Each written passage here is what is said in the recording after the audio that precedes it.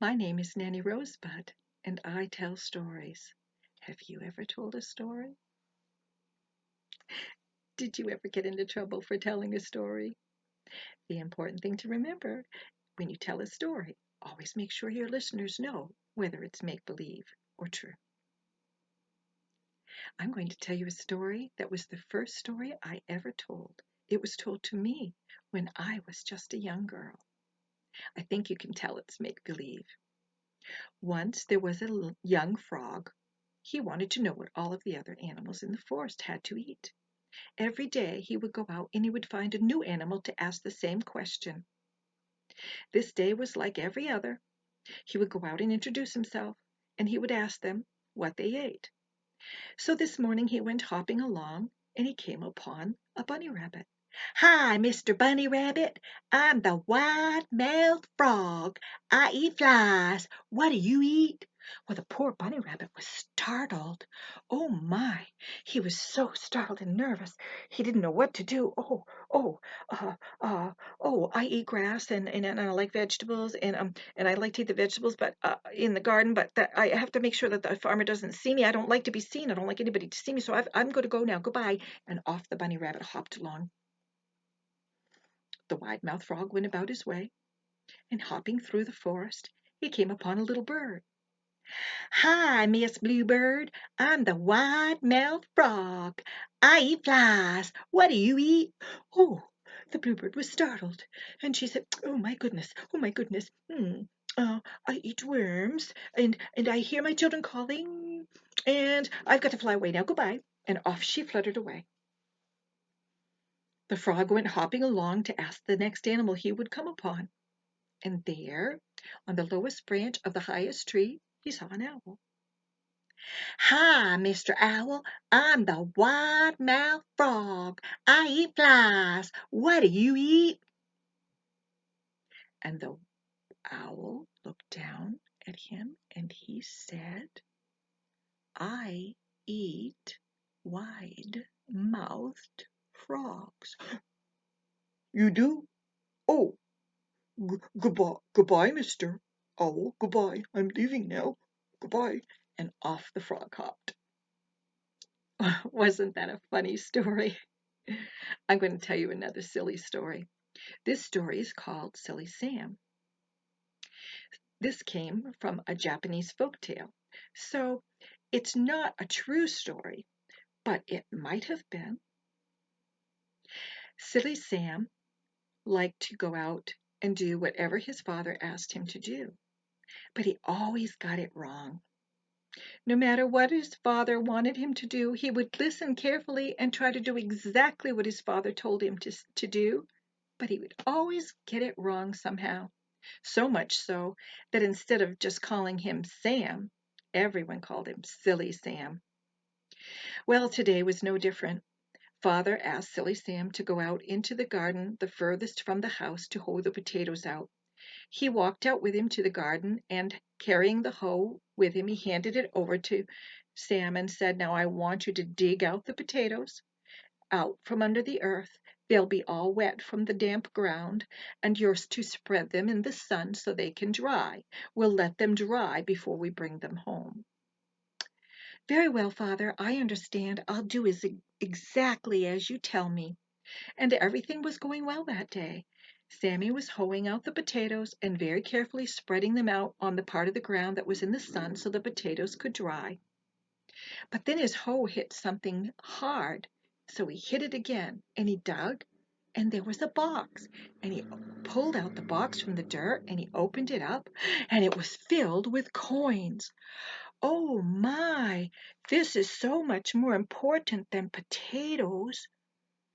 I think I should be just as careful with these as I am with the potatoes." And so he took the coins and he spread them all out onto the ground in the sun where the other potatoes were, and he spread the coins all out so they could dry just like the potatoes were. For certainly if it was important for the potatoes to dry, it must be even more important for coins to dry. Well, that evening when he went home for supper, his father asked how the day went, and Silly Sammy told him. "Oh, it was fine until I found the box of coins, but I think you'll be happy." "Coins? You found my box of coins? I thought I'd buried them deeper. Oh my, where is the box of coins now? What did you do with it?" Silly Sammy said, "Well, Father, I did what you told me to do with the potatoes. I spread them out all on the ground in the sun so they could dry." "What?" The father jumped up from the table, ran out the door. Sammy ran after him close on his heels to see what was going to happen next. When they got to the furthest field away from the house where the potatoes were, the father's looking all around, all around. He sees the potatoes on the ground, but there's no coins to be seen.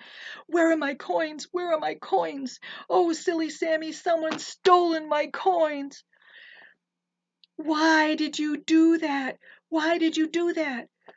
"But, Father, I thought they were so much more important than the potatoes, and since it was very important to put the potatoes in the sun to dry, I thought it was even more important to put the coins in the sun to dry."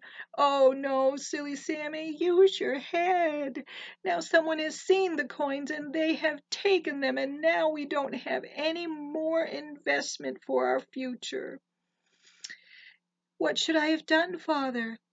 "You should have put them in your lunch bag and brought them home to me, and I would have put them in another safe place." "Oh, silly Sammy!" And Father was so upset that he marched back to the house with silly Sammy at his heels. But Father went straight to bed without any supper. Well, the next morning Father was calm again, and he sent Sammy out to hoe the potatoes to give him another chance to get it right this time. Sammy went out to hoe the potatoes, and as he was hoeing the potatoes, a cat came along. The cat kept laying down right where he was hoeing the potatoes. He didn't know what to do with that cat. He couldn't get that cat to go away. He couldn't get that cat to move away from his hoe.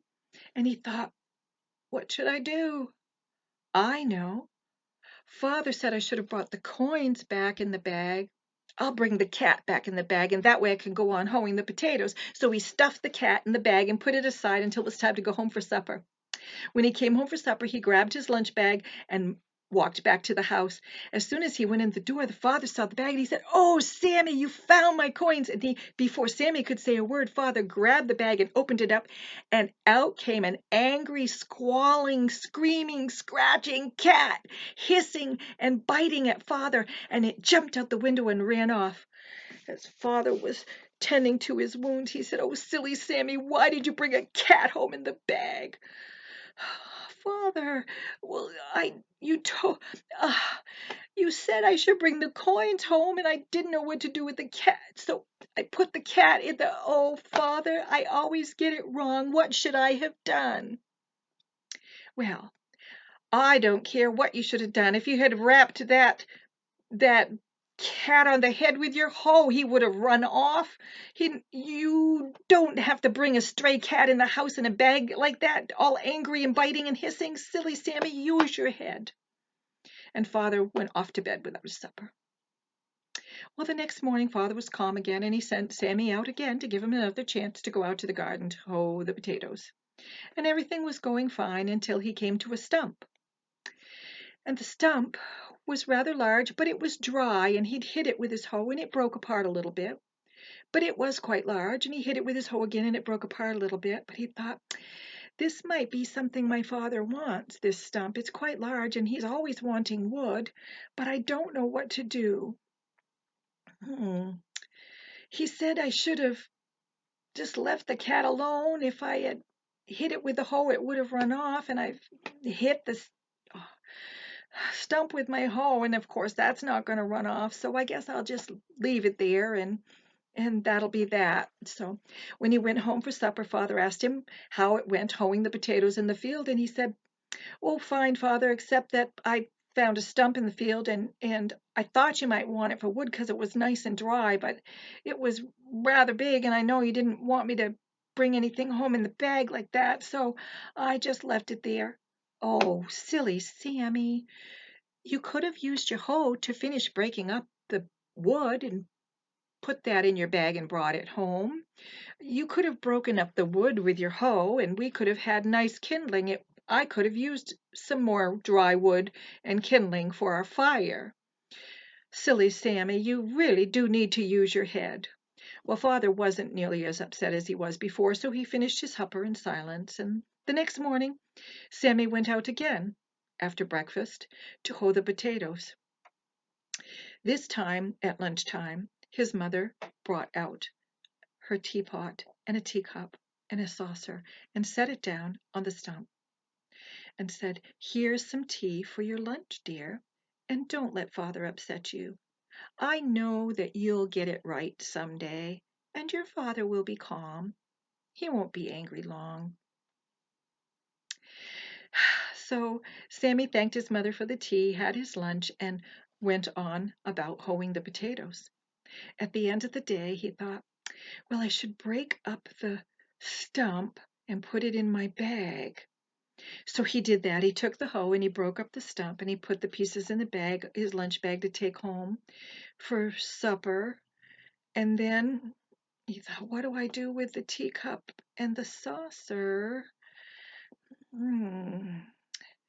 If I can't put it in the bag with the wood, there's no room, and I can't carry both."